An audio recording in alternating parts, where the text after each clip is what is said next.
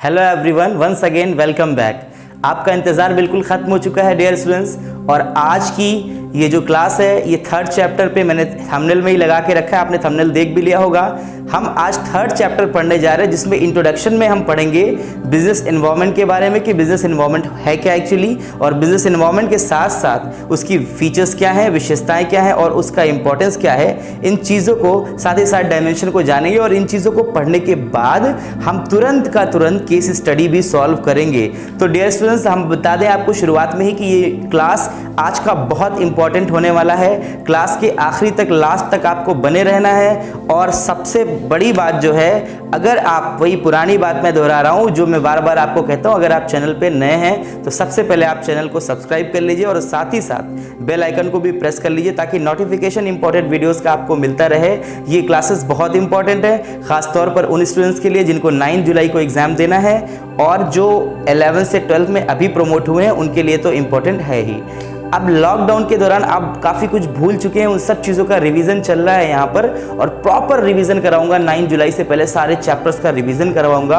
और अगर आपने मेरी शुरुआत से लास्ट तक की सारी क्लासेस, जो बिजनेस स्टडी का ये प्लेलिस्ट बना हुआ है, मैं आपको डिस्क्रिप्शन में दे दे रहा हूँ लिंक, और सारे क्लासेस अगर फर्स्ट चैप्टर से लेके आखिरी चैप्टर तक सारे क्लासेस आपने देख लिए विद केस स्टडीज और इतना पढ़ के चले गए तो आप 90% मार्क्स, यानी कि 90 मार्क्स, 80 to 90 मार्क्स आप बिजनेस स्टडी में एक महीने की प्रिपरेशन के अंदर आप आराम से ला सकते हैं। तो डियर स्टूडेंट्स, अब हम क्लास को शुरू कर रहे हैं और साथ ही साथ आपसे ये भी कहना चाहते हैं कि ज़्यादा से ज़्यादा लोगों को क्लास में जोड़ने की कोशिश किया करिए, और आज भी अपने फ्रेंड्स में भी ये लिंक भेज दीजिए फटाफट, ताकि ये क्लास में वो आके जुड़ सके और लाइव चैट में मुझसे बात कर सके और सारे कन्फ्यूजन अपने क्लियर कर सके।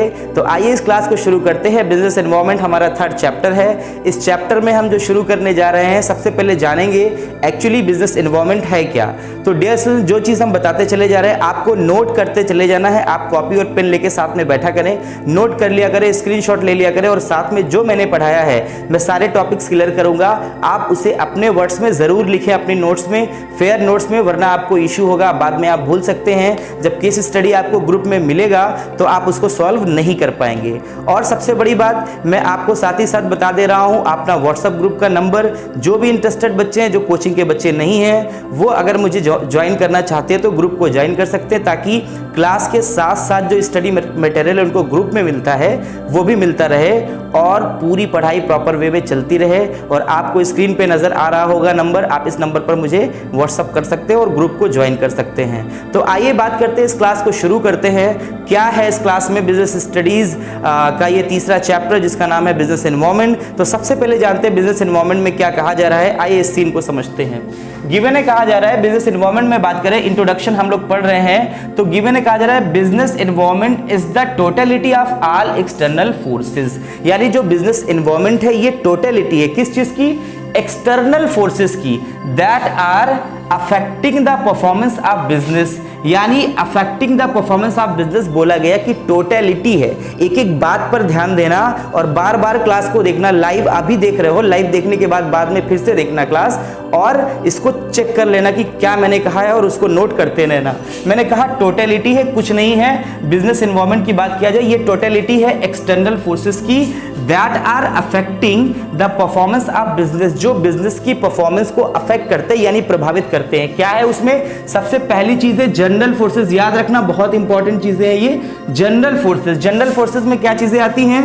Economic, social, political, legal and technological environment. यानी अगर बात किया जाए टेक्नोलॉजिकल चेंजेस की बात किया जाए, पॉलिटिकल चेंजेस की बात किया जाए, तो ये सब जो चीजें आती हैं, साथ ही साथ इन आपकी बात किया जाए सोशल, इकोनॉमिक और लीगल, अगर इन सब चीजों की बात किया जाए तो इनको जनरल फोर्सेस की कैटेगरी में रखा गया है। ये बात आपको याद रखनी है और इसी के अकॉर्डिंग आप केस स्टडी करेंगे।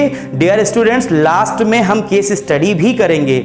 यानी अभी मैं आपको बता देना चाहता हूं कि लाइव क्लास में आपको लाइव चैट के दौरान, जो लाइव चैट आप कर रहे होते हैं क्लास के दौरान, उसकी रिक्वायरमेंट नहीं है। जब केस स्टडी हम लोग करेंगे, जब हम कुछ पूछेंगे तब आप हमसे सवाल पूछिए तो अच्छा लगता है। और कोशिश ये कीजिए कि जो पर्सनल बातें शुरू हो जाती हैं आप लोग की लाइव चैट में वो बिल्कुल ना हो, और आप क्लास से रिलेटेड ही क्वेश्चन पूछिए ताकि मैं उसका प्रॉपर वे में जवाब दे सकूं। बात करेंगे गिवन है, क्या कहा जा रहा है कि ये आपका जनरल फोर्सेस में क्या चीजें आ गई, economic, social, political, legal and technological. And बात किया जाए तो स्पेसिफिक फोर्सेस, देखो ये पॉइंट्स है, इनको हेडिंग बना करके इनको अच्छे से नोट करना।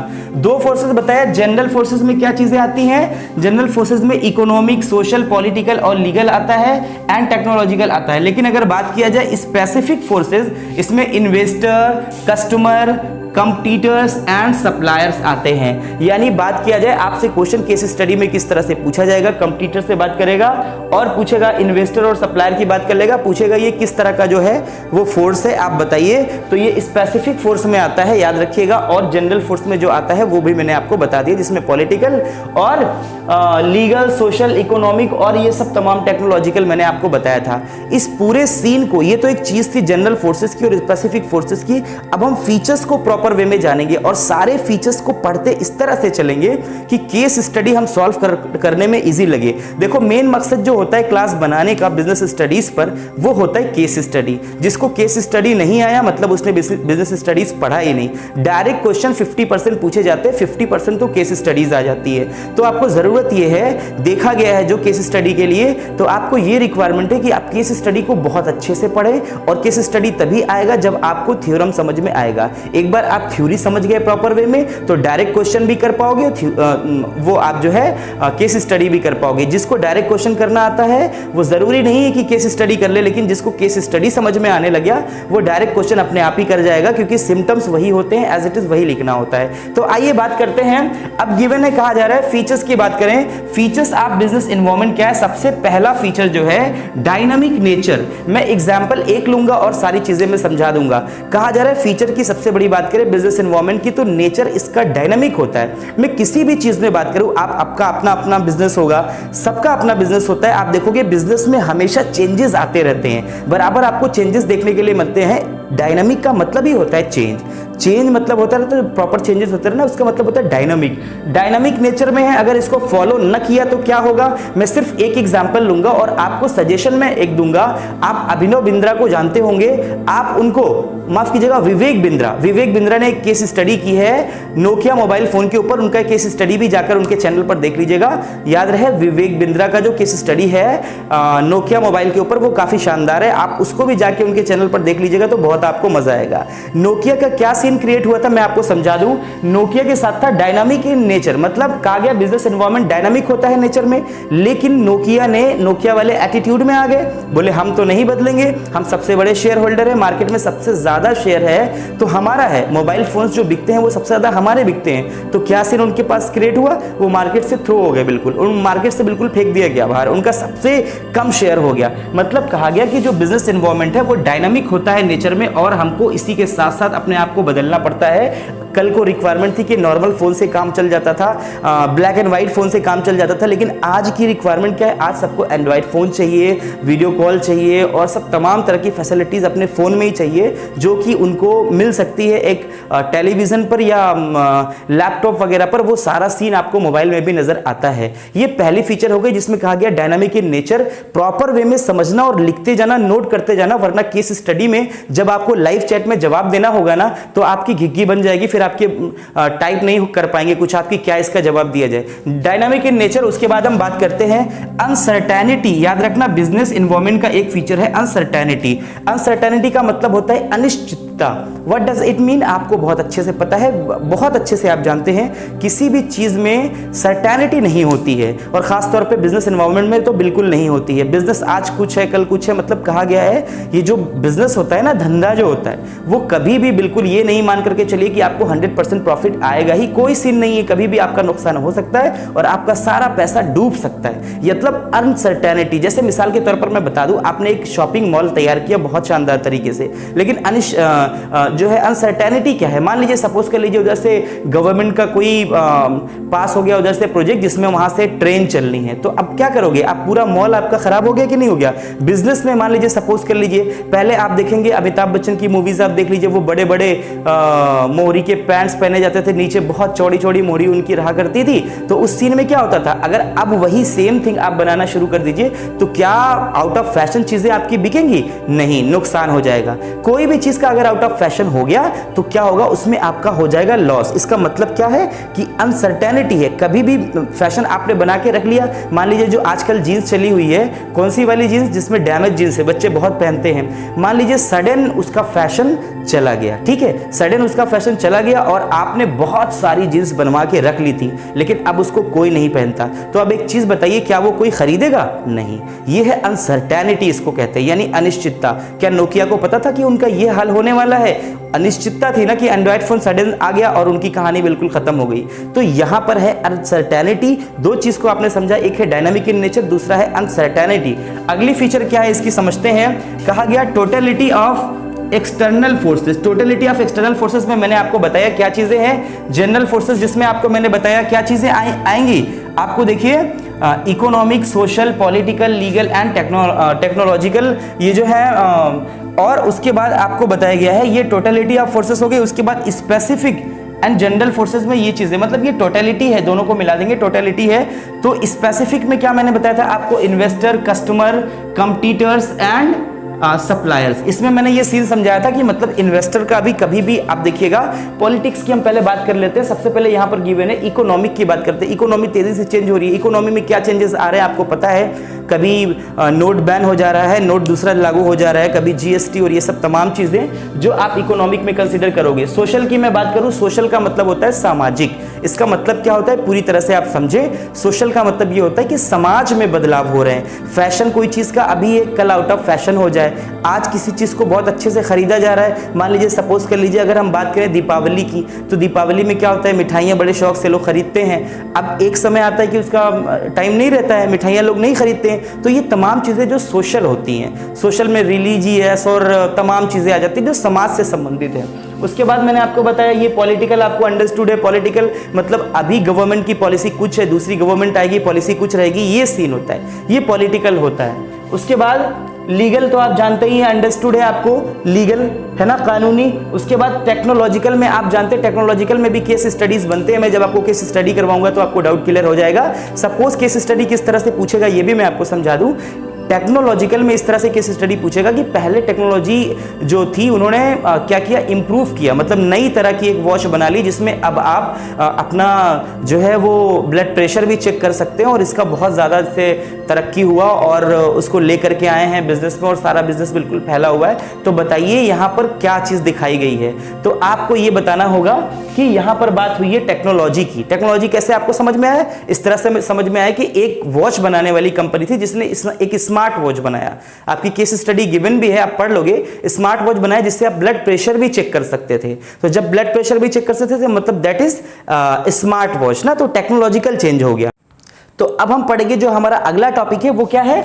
अब देखिए अगली जो हेडिंग है उसमें गिवन है इंटर रिलेटेडनेस। ये कैसे आए, हमने समझ लिया क्या चीज, टोटलिटी ऑफ एक्सटर्नल फोर्सेस को भी समझ लिया, स्पेसिफिक एंड जनरल फोर्सेस को भी समझ लिया, जिसमें हम लोग जनरल फोर्सेस यहां गिवन था और इन्वेस्टर्स, कस्टमर और कंपटीटर्स एंड सप्लायर्स की बात करें तो ये स्पेसिफिक फोर्सेस में गिवन था, इसको पढ़ लिया। इसके बाद बात होती है इंटर रिलेटेडनेस, यानी कि इंटर रिलेटेडनेस का मतलब क्या होता है, एक दूसरे से संबंधित होना। इस तरह का क्वेश्चन बनेगा, केस स्टडी बनेगा और इसमें दोनों का संबंध दिखाया जाएगा। तो क्या सीन क्रिएट होगा वो केस स्टडी से आपका डाउट क्लियर होगा। अभी आपको इतना जानना है कि संबंध दिखाया जाएगा। डियर स्टूडेंट, बात करें अगर क्लास की तो क्लास बहुत इंपॉर्टेंट होने वाली है, पूरी एनर्जी के साथ पढ़ेंगे, जरा सा भी बोर होने की रिक्वायरमेंट नहीं है। प्रॉपर वे में सुनते रहेंगे क्लास को। फिर केस स्टडी करते वक्त आपकी लाइव चैट ऑन है और अब भी आपका लाइव चैट चल रहा है। जो भी आप पूछना चाहें आप कमेंट सेक्शन में पूछ सकते हैं, लेकिन जरूरी है कि पहले क्लास को समझ लिया जाए। उसके बाद बात आती है रिलेटिविटी। बात करें रिलेटिविटी का क्या होता है, रिलेटिविटी को बहुत आराम से समझना। रिलेटिविटी का मतलब होता है संबंध होना।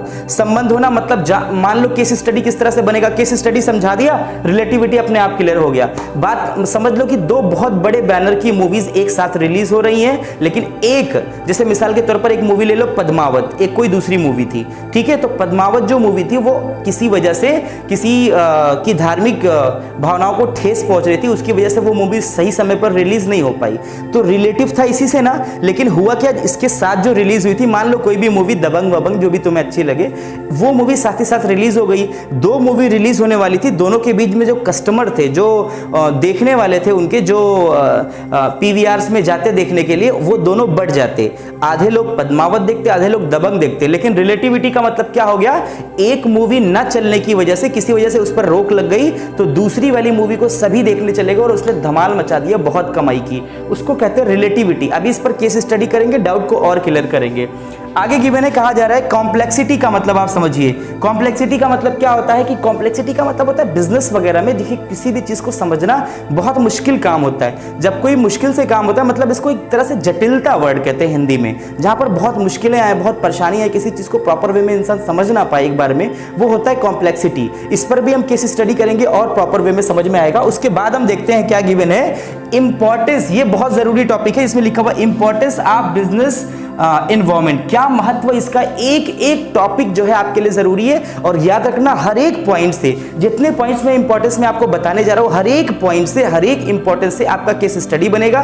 तो डियर स्टूडेंट, कहीं नहीं जाना है, बिल्कुल आपको मूव भी नहीं करना है, लगातार लास्ट तक बने रहोगे वीडियो के, ठीक है। तो गिवन है, सबसे पहले इंपॉर्टेंस में बात करें, फर्स्ट मूवर एडवांटेज सबसे पहला टॉपिक है। याद रखना, यहां से केस स्टडी बनता है, बहुत जरूरी। जितने इंपॉर्टेंस बताएंगे ना, हर एक हेडिंग से केस स्टडी बनेगा। मैंने पहला क्या ले लिया, फर्स्ट मूवर एडवांटेज। अब इसको समझते हैं, फर्स्ट मूवर एडवांटेज को। तुम्हें कोई इश्यू होता है, लाइव चैट में मुझसे बात करो, मैं यहां पर बिल्कुल तैयार हूं। मुझसे जो पूछना चाहते हो तुम पूछो लाइव चैट में, लेकिन पर्सनल होने की जरूरत नहीं है, आप अपने टॉपिक से रिलेटेड पूछो। फर्स्ट मूवर एडवांटेज का मतलब, मैं एक बार फिर से जा रहा हूं किसकी तरफ, नोकिया की तरफ, और उसके साथ के जो फोन है उनकी तरफ। मैं बात करूं फर्स्ट मूवर एडवांटेज की, मतलब जिसने पहले पहल की। अच्छा चलो, फोन को छोड़ते, कुछ देर के लिए हम जियो के पास आते हैं, और जो अन्य नेटवर्किंग कंपनीज है, जैसे आपका आइडिया हो गया, एयरटेल होता है इन लोगों के लिए। बात करें जियो जब आया है, फर्स्ट मूवर एडवांटेज बता रहे, मतलब सबसे पहले जो मूव करेगा, सबसे ज्यादा कस्टमर उसके होंगे, सबसे ज्यादा फायदा होगा।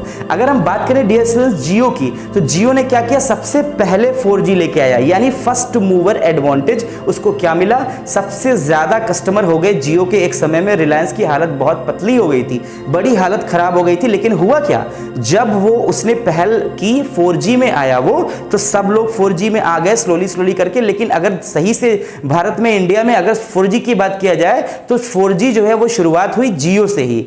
ला रहे थे, सबके पास था, कोई ऐसी बात नहीं है, लेकिन जियो ने कुछ इस तरह से अपने 4G को लॉन्च किया, उसमें फ्री का, जैसे आप जानते ही हो इंडिया में फ्री के लिए बड़ी, चाहे वो लिखा रहे कि 300 रुपए का रिचार्ज कराइए और फ्री रहिए पूरे महीना। जब 300 का हमने रिचार्ज करा लिया तो पूरे महीना फ्री का है, लेकिन हम इंडियंस है फ्री के पीछे बहुत तेज भागते हैं, ये परेशानी हमारी है। तो क्या हुआ, जियो के साथ वही सीन हुआ। फर्स्ट मूवर एडवांटेज ये उनको मिला कि आज उनके सबसे ज्यादा कस्टमर हैं। उसी की तरह से आप मोबाइल के साथ उनके संबंधी कंपनियों को ले लो, जैसे मिसाल के तौर पर सैमसंग की बात अगर हम करें, तो एक वक्त में सैमसंग के इतने कस्टमर नहीं हुआ करते थे, इतना पॉपुलर नहीं था सैमसंग जितना कि नोकिया था। सैमसंग के फंक्शंस तो कुछ इस तरह से होते थे, उनके फीचर्स या तो खुद सैमसंग जानता था या तो फिर भगवान ही जानता था। तो ठीक है ना, बात क्या समझ में आ गई, ये समझ में आ गई कि नोकिया का बहुत अच्छा रिस्पॉन्स था और सैमसंग उसके साथ था। वीवो, ओप्पो, इन लोगों का बहुत अच्छा रिस्पांस नहीं था, लेकिन फर्स्ट मूवर एडवांटेज इन्होंने लिया, जल्दी से मूव कर गए एंड्रॉइड फोन की तरफ। और इस वक्त में अगर देखा जाए तो नोकिया सबसे पीछे हो गया, जो कि सबसे आगे था, और जो दूसरे जो एंड्रॉइड को जल्दी से जिन्होंने अडॉप्ट कर लिया वो आगे निकल गए। और बात करें जियो की, तो जियो 4G के मामले में सबसे आगे निकल गया। वो बाद में भले ही पोर्ट वगैरह हो गया हो, वो अलग सीन है, लेकिन जियो सबसे ज्यादा 4G के मामले में आगे निकल गया, क्योंकि फर्स्ट मूवर एडवांटेज है। आइए आगे देखते हैं। गिवन है, कहा जा रहा है नेक्स्ट हमारा होगा वार्निंग सिग्नल्स। देखो नोकिया का एग्जांपल लिया, नोकिया पे ही पूरा समझाऊंगा। वार्निंग सिग्नल्स क्या होता है, वार्निंग सिग्नल्स का मतलब होता है कि आपको बिजनेस एनवायरनमेंट में किसी भी अनहोनी के होने से पहले आपको संकेत मिलने लगते हैं, वार्निंग सिग्नल्स मिलने लगते हैं। इसको जरा सा भी ना, किसी आपने पढ़ा होगा शायद, जिसको कहते हैं शॉर्ट एनालिसिस, अगर आपने पढ़ा होगा, जिसमें स्ट्रेंथ, वीकनेस और आपका अपॉर्चुनिटी और थ्रेट की बात होती है। इस एनालिसिस को, इस विश्लेषण को पढ़ने के बाद समझ में आएगा कि कितना जरूरी है वार्निंग सिग्नल्स। वार्निंग सिग्नल्स इनको लगातार मिल रहा था। क्या वार्निंग मिल रही थी, वार्निंग इनको यह मिल रही थी कि मार्केट के अंदर एंड्रॉयड फ़ोन आने वाला है, एंड्रॉयड फ़ोन आने वाला है, जल्दी से जल्दी अडॉप्ट कर लिया जाए। लेकिन ये बिल्कुल शांत बैठे थे एटीट्यूड में कि हमसे बड़ा तो कोई है नहीं, हम क्यों अडॉप्ट करें, हम जैसे वैसे ही रहेंगे। लेकिन हुआ क्या, मार्केट से बिल्कुल आउट हो गए। रीज़न क्या, क्योंकि इन्होंने अपना वार्निंग सिग्नल को हल्के में लिया। ये बोले हम नहीं बनाएंगे, हम तो अलग ही लोग हैं। ऐसा नहीं है, आप एलियन थोड़ी हो, जो पब्लिक को चाहिए वो आप नहीं दोगे तो आपके साथ इशू होगा। इसको कहते हैं वार्निंग सिग्नल, जिसको कि आप सही समय पे अगर अडॉप्ट कर लेते, वार्निंग सिग्नल्स की बात समझ लेते, बिजनेस एनवायरनमेंट में एनालिसिस कर लेते, स्वॉट एनालिसिस, तो आपको ये इशू नहीं आता।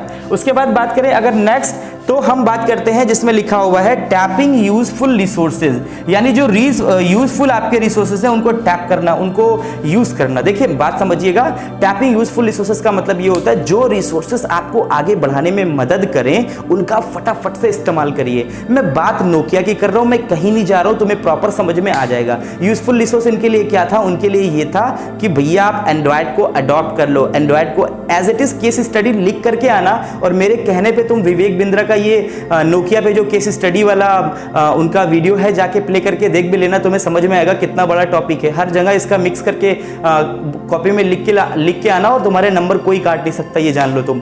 क्या हुआ इनके साथ, क्या सीन हुआ, देखो इनके साथ ये हुआ, इन्होंने जो यूजफुल रिसोर्सेज थे उनको अपना प्रॉपर वे में सही से उनको नहीं इस्तेमाल किया, तो उनके साथ क्या सीन हो गया, एंड्रॉयड में वो नहीं आया और इस तरह से उनकी कंपनी बिल्कुल बर्बाद हो गई। उसके बाद करेंगे कोपिंग विथ रैपिड चेंजेस। देखो फिर यहाँ पे वही बात है, यानी जो तेजी से होने वाले बदलाव हैं उनके साथ आप अपने आप को चेंज करते रहो, वरना आपको बर्बाद होने से कोई नहीं रोक सकता। यही सिग्नल्स मिल रहे थे, वार्निंग सिग्नल्स बार बार नोकिया को मिल रहे थे। नोकिया के ऊपर मैं पूरा इसका मैटर ही समझा दूंगा।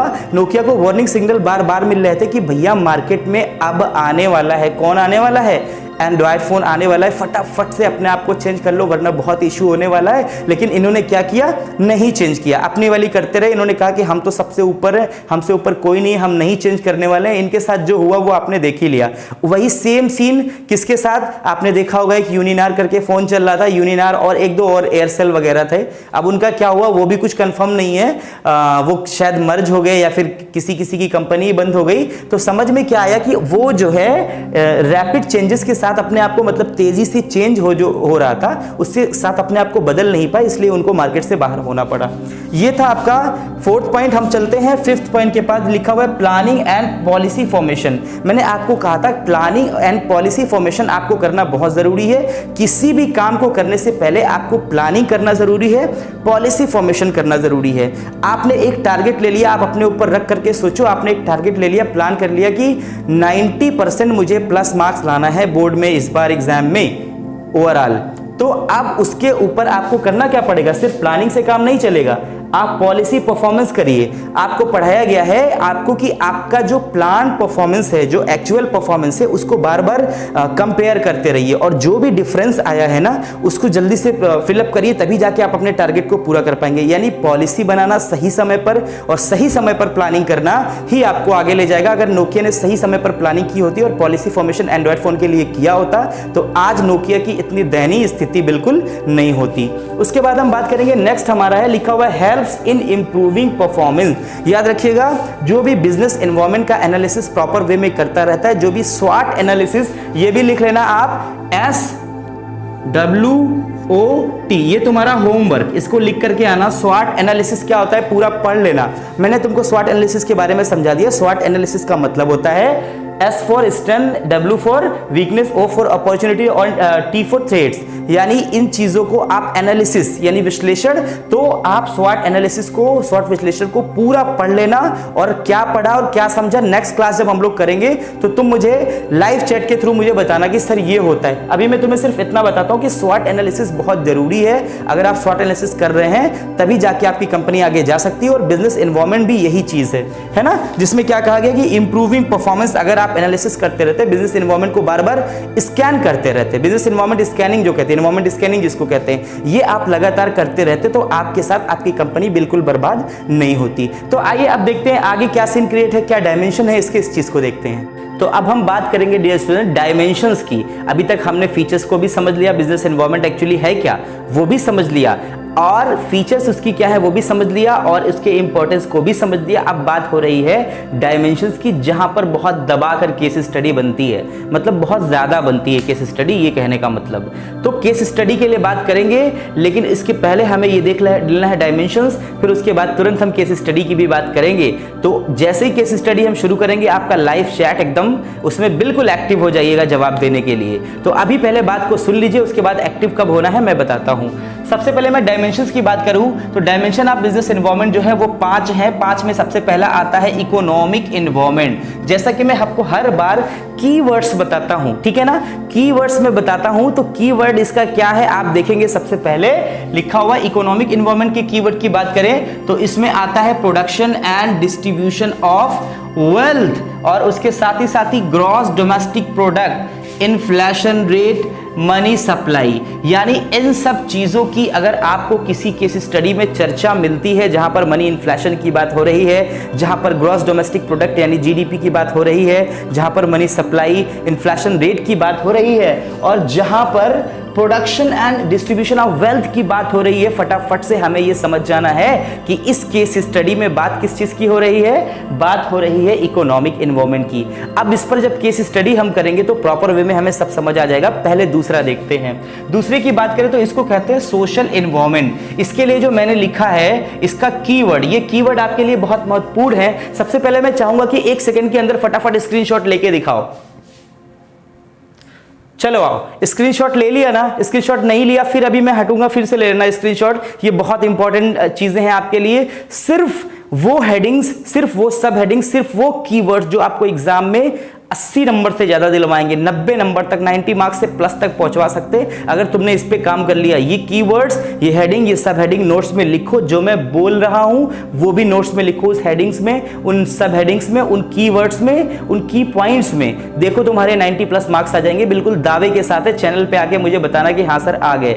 आइए बात करते हैं सोशल एनवायरनमेंट की। बात करें तो मैंने इसमें लिखा है कस्टम्स एंड ट्रेडिशंस, उसके बाद सोशल ट्रेंड्स, वैल्यूज। बात करें अगर हम कब समझेंगे सोशल एनवायरनमेंट हमको कैसे पकड़ में आएगा, अगर समाज से बात हो, यानी कस्टम से बात हो, ठीक है ना, कस्टम से एंड ट्रेडिशन। ट्रेडिशन का मतलब ये होता है कस्टम, ट्रेडिशन मतलब परंपरा जो चली आ रही है, उससे रिलेटेड बात हो रही है कि कोई जा रहा है और वहां पर दीपावली के पर्व पर मिठाइयों की सेलिंग बहुत ज्यादा हो गई है, ये सब तमाम चीजें बात हो तो आप समझ जाओगे ट्रेडिशन की बात हो रही है, और ये है सोशल एनवायरनमेंट। ठीक है, सोशल ट्रेंड यानी सामाजिक ट्रेंड कुछ चल जाते हैं, वो वैल्यूज की बात हो रही है यहां पर। उसके बाद देखिए वैल्यूज, सोशल ट्रेंड, आप देखेंगे सोशल ट्रेंड बहुत सारे होते हैं। पहले कुछ वक्त में पहले में अगर आप कोई डैमेज अगर जीन्स पहनता था तो उसको ये कहा जाता कि बेचारा बड़ा गरीब है, बड़ा पुअर है, इस वजह से ये पहन रहा है, बहुत जो है इसके पास पैसा नहीं है, बिल्कुल फकीर इंसान है। लेकिन आज की डेट में जो डैमेज पहन के टहले, जो फटे वटे जीन्स पहन के टहले,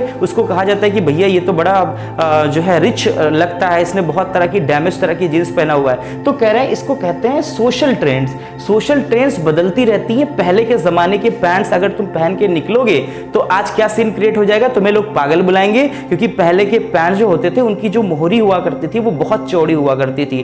पहले की हेयर स्टाइल बिल्कुल कानों पर बाल होते थे, अगर वो करके चलोगे तो तुम्हें आज पागल बुलाया जाएगा कि भैया ये पागल हो गया, तुम्हारे लिए सिंपैथी दिखाएंगे लोग। तो क्या सीन हुआ, ये हो गया सोशल ट्रेंड। अगर इस तरह की बात आपको केस स्टडी में नजर आती है, समाज से जो रिलेटेड हो, सोशल वैल्यूज से रिलेटेड हो और ट्रेंड से रिलेटेड हो, तो फटाफट से आपको समझ जाना है कि ये जो है कौन सा है, सोशल एनवायरनमेंट की बात हो रही है। नेक्स्ट पर चलेंगे, गिवन है पॉलिटिकल एनवायरनमेंट क्या होता है। पॉलिटिकल एनवायरनमेंट में बात करें, इसका कीवर्ड है पॉलिटिकल कंडीशंस। पॉलिटिकल कंडीशंस का मतलब आप देखते हैं लगातार पॉलिटिकल में उथल पुथल मचा रहता है। तो पॉलिटिकल कंडीशन कैसी है, कौन सी गवर्नमेंट की कौन सी पॉलिसी होगी, उससे बिजनेस पर हमारे फर्क पड़ता है। जैसे मिसाल के तौर पर मैं आपको बता दूं, पॉलिटिकल अगर मैं बात करूं, कंडीशंस की बात करूं, तो पहले जीएसटी नहीं था, पहले नोट बैन जो है वो नहीं हुआ था। लेकिन जब ये गवर्नमेंट आई है दूसरी, यानी कि बीजेपी गवर्नमेंट आई है, तो उसने नोट बैन करा है और साथ ही साथ उसके क्या किया है, जीएसटी लागू किया है। तो बिजनेस में भी बहुत तरह के बदलाव देखने को मिले हैं। कुछ उसके बेनिफिट्स भी, एडवांटेज भी हैं, कुछ ड्रॉबैक्स भी हैं, उस पर हमें चर्चा नहीं करना है। बात ये करना है कि कंडीशंस जो हैं पॉलिटिकल जो होती है कंडीशंस, बिकॉज ऑफ ये आप कहेंगे कि आपका पॉलिटिकल इन्वायरमेंट होता है। Stability and political attitude of elected government towards business. और स्टेबिलिटी देखो एक बहुत बड़ी चीज है, किसी भी गवर्नमेंट को ज्यादातर स्टेबल रहना चाहिए। मिसाल के तौर पर अगर बीजेपी गवर्नमेंट अभी काम कर रही है तो ये कम से कम 25 से 30 साल अगर काम करेगी लगातार कंटिन्यूअसली, तब जाकर के कहीं ये होगा कि पॉलिसी मतलब बिजनेस पे कोई असर नहीं पड़ेगा। अभी 5 साल के बाद फिर गवर्नमेंट बदल गई, फिर 5 साल के बाद दूसरी गवर्नमेंट आ गई, तो बार बार वो अपने हिसाब से बिजनेस को चलाना शुरू कर देंगे, जिससे बिजनेस में बहुत ज्यादा नुकसान होने वाला है। ये सीन क्रिएट हो रहा है।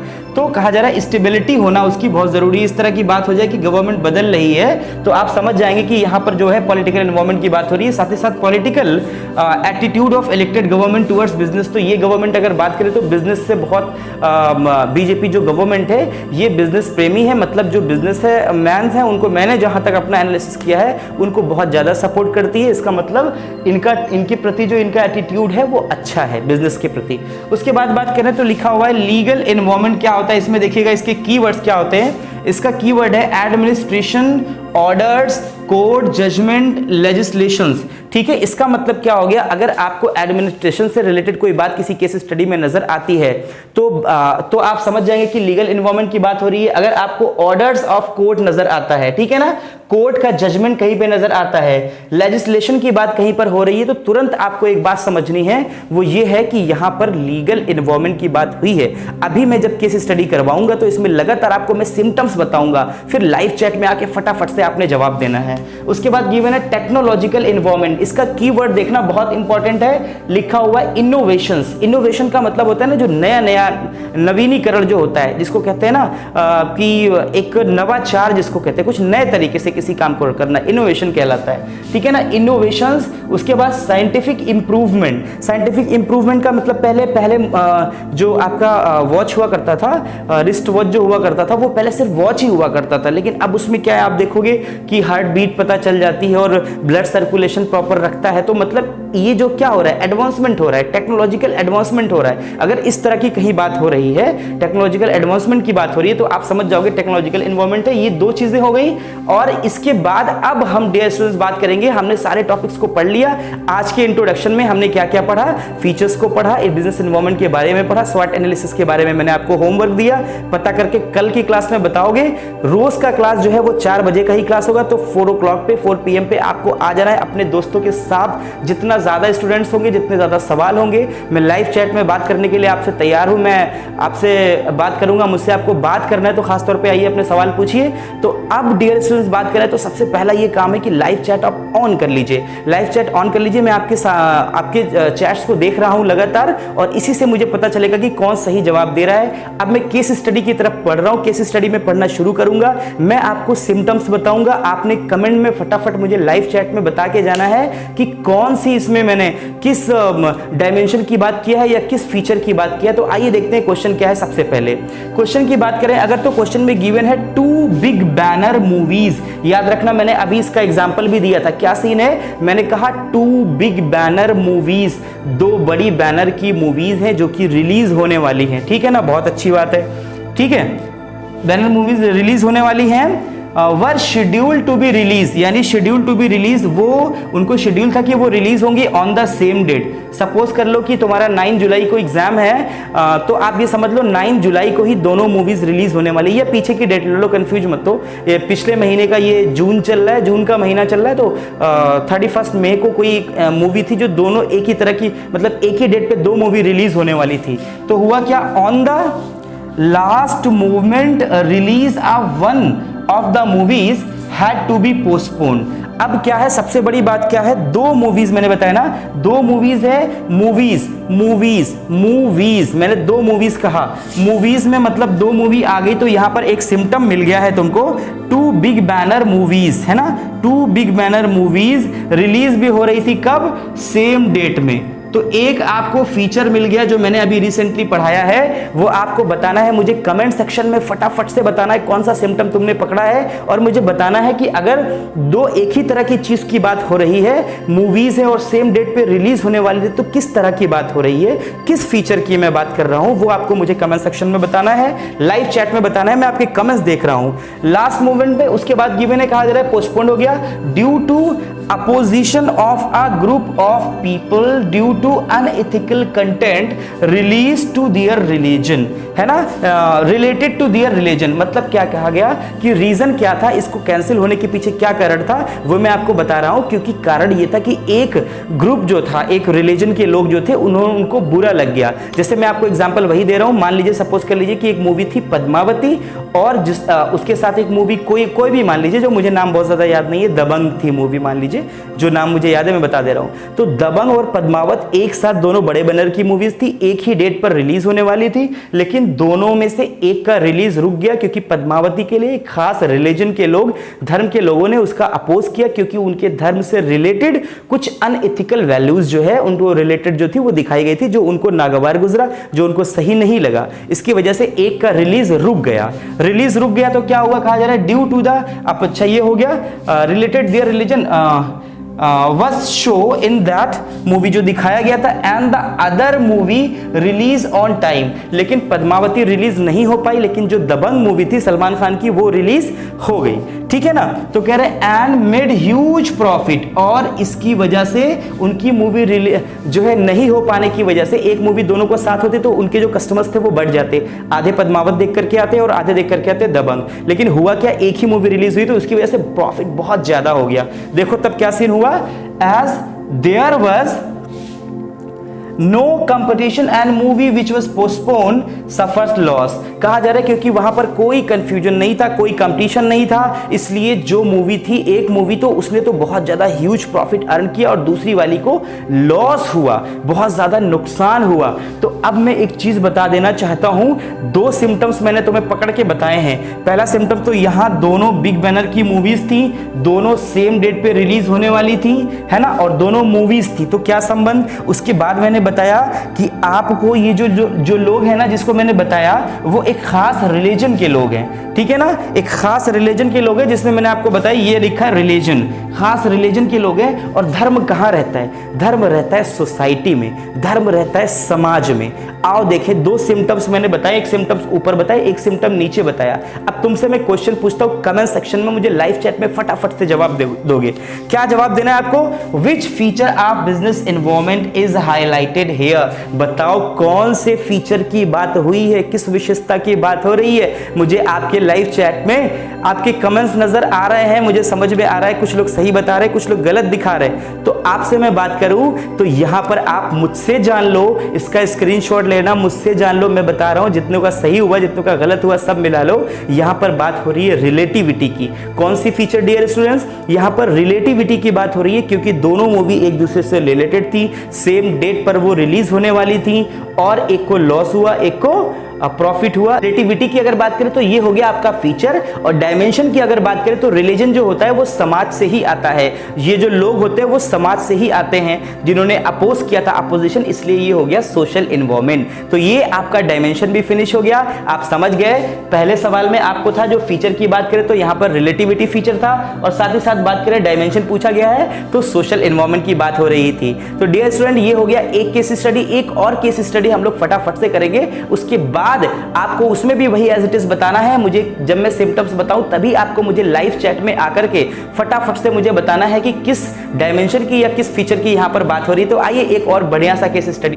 तो डियर स्टूडेंट्स, आज का हम लास्ट केस स्टडी अब करने जा रहे हैं, लेकिन इसके पहले भी मैं आपको बता देना चाहता हूं कि वीडियो जो लोग देख रहे हैं, ये केस स्टडी बहुत लाजवाब होने वाला है। इसमें क्या चीज़ें हैं, सिम्टम्स मैं बताऊंगा, पहचानना आपको है, डायमेंशन या फीचर जो भी चीज़ पूछा जाए। लेकिन उसके पहले भी मैं ये कहना चाहता हूं, आप मुझसे लाइव चैट में क्वेश्चन करते हैं, सवाल करते हैं, बहुत अच्छी बात, लेकिन लास्ट में जाते वक्त जितने लोग वीडियो को देख रहे हैं सबको वीडियो को लाइक करके जाना है, और साथ ही साथ आपको कमेंट करके जाना है। लाइव सेशन में, लाइव चैट में जो बात कर रहे हैं वो अलग सीन है, लेकिन आप कमेंट में भी अपना फीडबैक ज़रूर लिख करके जाएं, चाहे क्लास अच्छी लगी आपको चाहे बुरी लगी, दोनों चीज़ आप लिख करके जाएं। तो आपको कमेंट भी ज़रूर करना है, लाइव चैट का सीन अलग है, कमेंट आपको ज़रूर लिखना है, वीडियो को लाइक करके जाना है। तो आइए इस केस स्टडी को शुरू करते हैं। अब लाइव चैट बिल्कुल ऑन, मैं एकदम यहाँ पर तैयार, आपके चैट्स को मैं पढ़ रहा हूँ और लगातार मैं आपको जवाब दूंगा। मैं सिम्टम्स बताऊंगा, मैं सिम्टम्स बताया नहीं उधर आपको जल्दी से लाइव चैट में आकर के बता देना है कि किस डायमेंशन की या किस फीचर की मैं बात कर रहा हूं। तो आइए शुरू करते हैं इस केस स्टडी को।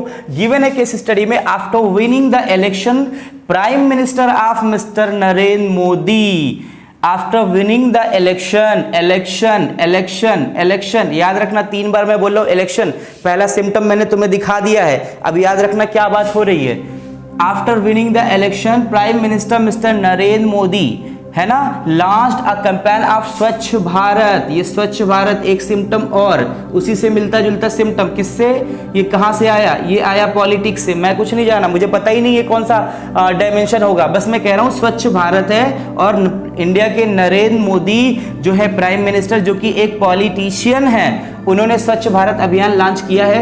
एंड गिवन है, कह रहे कि इनवाइटेड वेरियस सेलिब्रिटीज, इन्होंने बहुत सारे सेलिब्रिटीज को, सेलिब्रिटीज का मतलब क्या हो गया, जो बहुत अच्छे पहचान जिन्होंने अपनी शोहरत हासिल की हुई है, जैसे अमिताभ बच्चन को आप ले सकते हैं एग्जाम्पल, उनको इनवाइट किया to be a part of this अभियान, कि आप इस मेरे कैंपेन का, इस अभियान का हिस्सा बन जाइए। सेलिब्रिटी को अभी कोई सिम्टम नजर नहीं आया। पहला मैं स्वच्छ भारत और नरेंद्र मोदी जी एक पॉलिटिशियन हैं। आपको खुद ही मुझे कमेंट सेक्शन में फटाफट से बताना है, आपको मुझे लाइव चैट में आके ये बताना है कि बताइए मुझे कि किस डायमेंशन की मैं बात कर रहा हूं पहले सिम्टम्स में, ठीक है। उसके बाद अगला सिम्टम सुनना, दिस स्प्रेड अवेयरनेस, कह रहे जब सेलिब्रिटीज को बुलाया स्वच्छ भारत अभियान के बारे में, अवेयरनेस हुई किसके बीच, अमंग द पीपल, यानी लोगों में स्वच्छ भारत को लेकर के अवेयरनेस पैदा हुई जब उसका प्रचार और प्रसार सेलिब्रिटीज करने लगे, है ना, सेलिब्रिटीज करने लगे। अमंग द पीपल, है ना, अमंग द पीपल, एक शब्द आ गया people in society, people in society. अब एक चीज मैं आपसे कहना चाहता हूं, मैंने दूसरा भी सिम्टम आपको बता दिया है, कमेंट सेक्शन में तुम्हारी लाइव चैट ऑन है और यहां भी मैं देख रहा हूं कि आप कितना सही बता रहे हो। पहला सिम्टम बताया मैंने, नरेंद्र मोदी जी एक पॉलिटिशियन है, उन्होंने स्वच्छ भारत अभियान लॉन्च किया। दूसरा सिम्टम बताया कि लोग, यानी पीपल कहां से आते हैं, सोसाइटी से आते हैं, यानी क्या कह रहे हैं, पीपल इन द सोसाइटी, ये जो लोग हैं, ये लोग क्या हो रहे हैं, ये लोग काफी अवेयर हो रहे हैं। दूसरा सिम्टम आपका मैं देख रहा हूं, लाइव चैट आपकी नजर आ रही है, कौन सही बता रहा है मैं बताता हूं। And in general people standard becoming more careful, तो स्वच्छ भारत अभियान की वजह से जो जनरल पीपल यानी जो आम जनता है, उसका जो लाइफ स्टाइल है वो बहुत ही अच्छा हो गया और बहुत ही केयरफुल हो गए वो लोग, है ना। तो क्या कह रहे हैं, कह रहे हैं कि and aware about the cleanliness, और साफ सफाई से लेकर के वो बहुत ज्यादा जो हो गए, वो क्या हो गए, अवेयर हो गए, यानी कि स्वच्छ भारत अभियान की वजह से लोग जागरूक हो गए। लोग, स्वच्छ भारत अभियान, नरेंद्र मोदी जी पॉलिटिशियन, मैं लाइव चैट में आपका जवाब देख रहा हूं, ठीक है, क्लीनलीनेस। उसके बाद लिखा हुआ है अराउंड दियर एरिया, है ना, around their area to continue its impact, a new service tax for Swachh Bharat अभियान वॉज ऑल्सो स्टार्टेड। अब एक शब्द आया है टैक्स।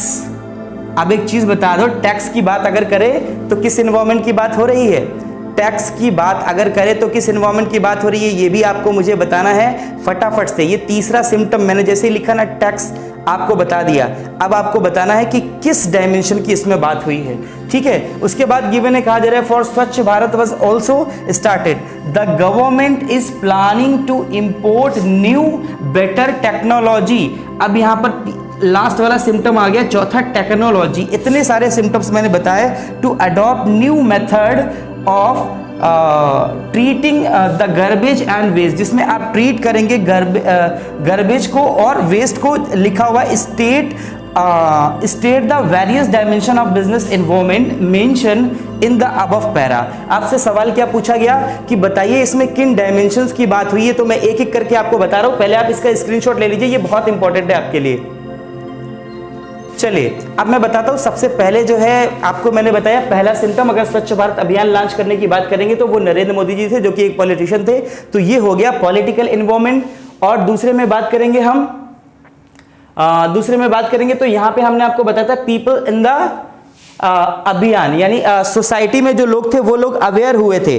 तो जब ये लोग अवेयर होंगे तो क्या सीन क्रिएट होगा, आपको पता होना चाहिए। जाहिर सी बात है, ये जो सीन क्रिएट होगा वो ये होगा कि ये समाज की बात हो रही है, यानी ये हो गया आपका सोशल एनवायरनमेंट। उसके बाद साथ ही साथ बात करें जनरल पीपल, ये दो मिल गया, एक पहला हमको मिल गया, क्या मिल गया, और पहला हमको मिल गया पॉलिटिकल एनवायरनमेंट, दूसरा सोसाइटी और पीपल की बात आ गई, तो ये हमको मिल गया सोशल एनवायरनमेंट। फिर तीसरे की तरफ चलेंगे, टैक्स की बात जैसा ही है डियर स्टूडेंट, मैंने टैक्स के लिए बताया था कि टैक्स वगैरह जो चीजें हैं ये इकोनॉमिक एनवायरनमेंट में कंसीडर होती है। अगर मैंने कीवर्ड में गलती से नहीं लिखा है तो लिख लेना, टैक्स वगैरह किस में आता है, इकोनॉमिक एनवायरनमेंट में आता है। उसके बाद चौथा हमने बताया जैसे ही टेक्नोलॉजी की बात हुई, बेटर टेक्नोलॉजी की बात आई, आप समझ गए टेक्नोलॉजिकल एनवायरनमेंट की बात हो रही है, ये बिजनेस एनवायरनमेंट का एक डायमेंशन है जिसके बारे में बात हुई। तो डियर स्टूडेंट, आज का ये जो केस स्टडी था ये भी सॉल्व हो गया है। आपको क्लास आज का कैसा लगा, बहुत पसंद आया या खराब लगा, सब कुछ लाइव चैट का अलग सीन है, वो कमेंट सेक्शन में भी मुझे लिख करके जाओगे, सारे वीडियो को लाइक करके जाओगे।